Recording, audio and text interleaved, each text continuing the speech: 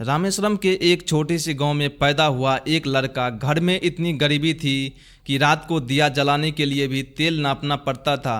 पिता एक मल्लाह थे, नाव खेकर तीर्थयात्रियों को मंदिर तक पहुंचाते थे।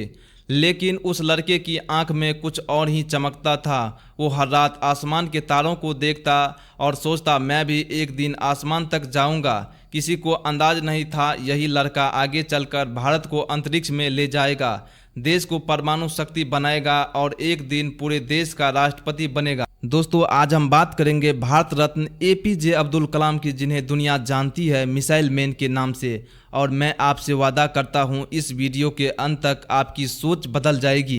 15 अक्टूबर 1931 को तमिलनाडु के रामेश्वरम में जन्मे डॉक्टर एपीजे अब्दुल कलाम।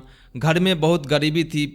वे अपने पिता के 5 बच्चों में से सबसे छोटे थे और घर चलाना पिता के लिए हर दिन मुश्किल होता था। लेकिन इस बच्चे के अंदर एक अलग ही आग थी।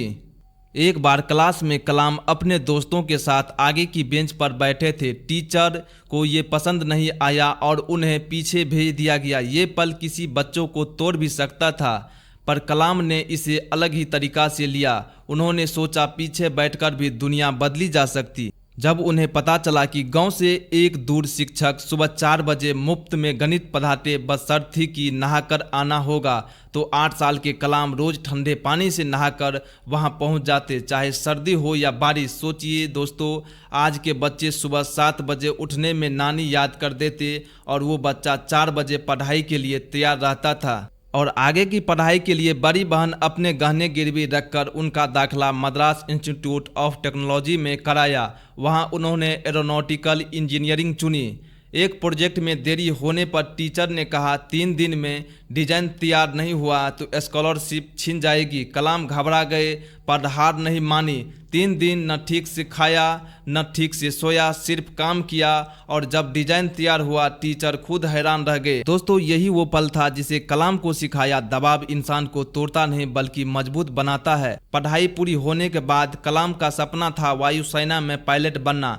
इंटरव्यू के लिए देहरादून गए। सीट थी सिर्फ 8, उनकी रैंक आई 9। सोचिए, जिस सपने को उन्होंने बचपन से पाला था वो एक झटके में टूट गया। वो टूटे हुए मन से ऋषिकेश पहुंचे, गंगा किनारे भटकते रहे और वहां उनकी मुलाकात हुई स्वामी विवेकानंद से। स्वामी जी ने उन्हें समझाया, जो चीज़ दिल से सच्ची लगन से चाहते हैं वो जरूर मिलता है, बस रास्ता कोई और होता है, भरोसा रखो। इस एक बातचीत से कलाम के अंदर फिर से जीने की ताकत भर दी। वापस आकर उन्होंने डीआरडीओ ज्वाइन किया और वहीं से उनकी मुलाकात हुई डॉक्टर विक्रम साराभाई से, जिन्होंने उन्हें भारत के शुरुआती अंतरिक्ष कार्यक्रम में शामिल किया।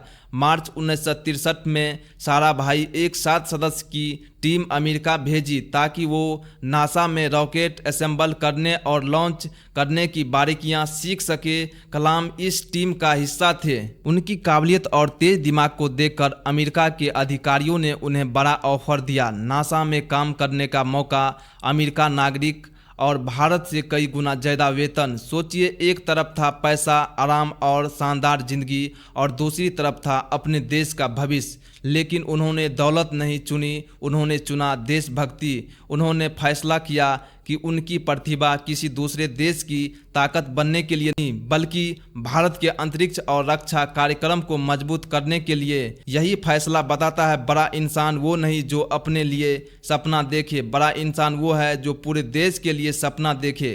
ट्रेनिंग पूरी करके वो भारत लौट आए। सोचिए, उस दौर के हालात, कोई ऑफिस नहीं, कोई बजट नहीं। केरल के एक थुम्बा गांव के ईसाई धर्मगुरु के घर को दफ्तर बनाया गया और गौशाला को प्रयोगशाला, रॉकेट के पुर्जे साइकिल और बैलगाड़ी पर लादकर लॉन्च पैड तक पहुंचाया गया। महीनों की मेहनत के बाद 21 नवंबर 1963 को भारत ने अपना पहला रॉकेट अंतरिक्ष में भेजा। अंतरिक्ष और मिसाइल कार्यक्रम के लिए उनके योगदान के लिए 1997 में उन्हें भारत रत्न से सम्मानित किया गया, देश का सबसे बड़ा नागरिक सम्मान। इसके अगले ही साल 1998 में भारत ने पोखरण में परमाणु परीक्षण किया, पूरी तरह छुपकर, ताकि किसी विदेशी सैटेलाइट को भनक तक न लगे। इस पूरे मिशन को अंजाम देने के लिए कलाम की भूमिका बेहद अहम थी। इस परीक्षण ने भारत को परमाणु शक्ति वाले देश की सूची में अपना झंडा गाड़ दिया। 2002 में तत्कालीन प्रधानमंत्री अटल बिहारी वाजपेयी ने उन्हें राष्ट्रपति पद के लिए प्रस्ताव दिया। कलाम ने सोचने के लिए सिर्फ 1 घंटा मांगा और फिर हाँ भर दी। 25 जुलाई 2002 को वो भारत के 11वें राष्ट्रपति बने, जिन्हें लोग प्यार से पीपल्स प्रेसिडेंसी कहते थे। राष्ट्रपति बनने के बाद उनकी सादगी में कोई फर्क नहीं आया। जब उनका पूरा परिवार राष्ट्रपति भवन में उनसे मिलने आया तो कलाम ने चाय नाश्ते तक का हिसाब रखा और उनकी निजी तनख्वाह से उनका भुगतान किया, क्योंकि उनका मानना था राष्ट्रपति भवन की जिम्मेदारी सिर्फ राष्ट्रपति की होती है, पूरे परिवार की नहीं। उन्हें पशु पक्षियों से बेहद लगाव था। एक बार तो उन्होंने राष्ट्रपति भवन में बीमार मोर का खुद इलाज करवाया। 83 साल की उम्र में भी उन्होंने आराम नहीं किया। वो लगातार युवाओं से मिलते, लेक्चर देते, प्रेरित करते रहे। 27 जुलाई 2015 को IIM सिलिगन में एक लेक्चर देते हुए उनका निधन हो गया। मानो आखिरी सांस तक वो सिखाते और प्रेरित करते रहे। दोस्तों, कलाम अक्सर कहते थे, सपने वो नहीं जो नींद में आए, सपने वो है जो आपको सोने न दे। एक गरीब मल्लाह के बेटे से लेकर भारत के राष्ट्रपति बनने तक और missile man APJ Abdul Kalam की ये सफ़र हमें सिखाता है, हालात चाहे जितनी भी मुश्किल हो, अगर इरादा मजबूत हो तो हर मुश्किल रास्ता एक दिन मंजिल तक जरूर ले जाएगा। अगर ये कहानी आपको प्रेरित कर गई तो कमेंट में लिखिए मिसाइल मैन को सलाम।